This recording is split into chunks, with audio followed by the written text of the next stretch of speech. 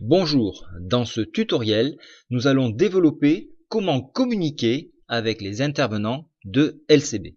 Alors premièrement, si vous avez une question, la première chose à faire, c'est d'aller dans le menu Aide et de voir si vos questions n'ont pas trouvé réponse dans la foire aux questions. La foire aux questions, ce sont des questions qui reviennent très souvent et à ce moment-là, donc, vous allez avoir quelques réponses. Donc par exemple dans abonnement, vous avez quelques questions qui ont été solutionnées. Donc si vous cliquez dans comment modifier l'adresse mail que vous m'envoyez, c'est très simple. On vous explique en quelques mots comment faire. Quelle est la date d'expiration de mon abonnement? Ici également, on vous répond. Si après, vous n'avez pas de réponse à vos questions, à ce moment-là, il faut aller dans Contactez-nous et poser une demande. Nouvelle demande, vous cliquez et là, vous avez accès à un panneau. Vous avez un petit menu déroulant qui vous permet déjà pour nous du moins, de voir un petit peu où sont les problèmes. Si c'est un problème donc sur la newsletter, le robot, problème technique ou divers.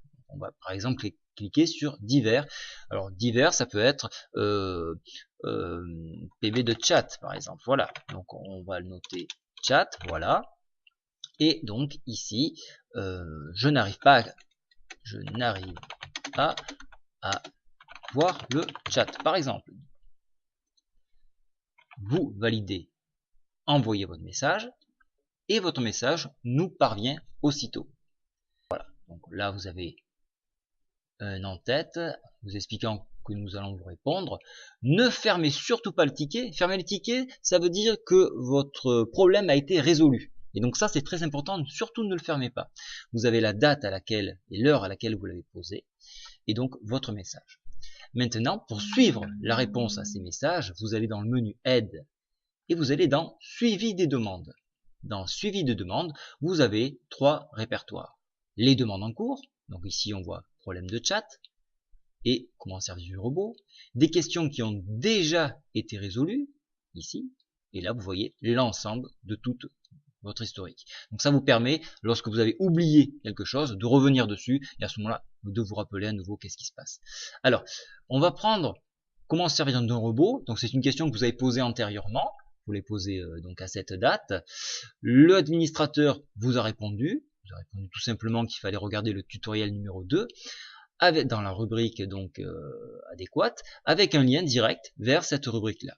Si cette réponse vous convient, vous pouvez bien évidemment répondre, mais également fermer le ticket puisque vous avez trouvé une solution à votre problème. À ce moment-là, si vous fermez le ticket se ferme, voilà, vous avez bien donc fermé la demande. Et lorsque vous revenez dans Contactez-nous, suivi des demandes, vous pouvez voir que dans Questions résolue apparaît maintenant comment se servir du robot et dans Demande en cours, il ne reste plus que le problème de chat.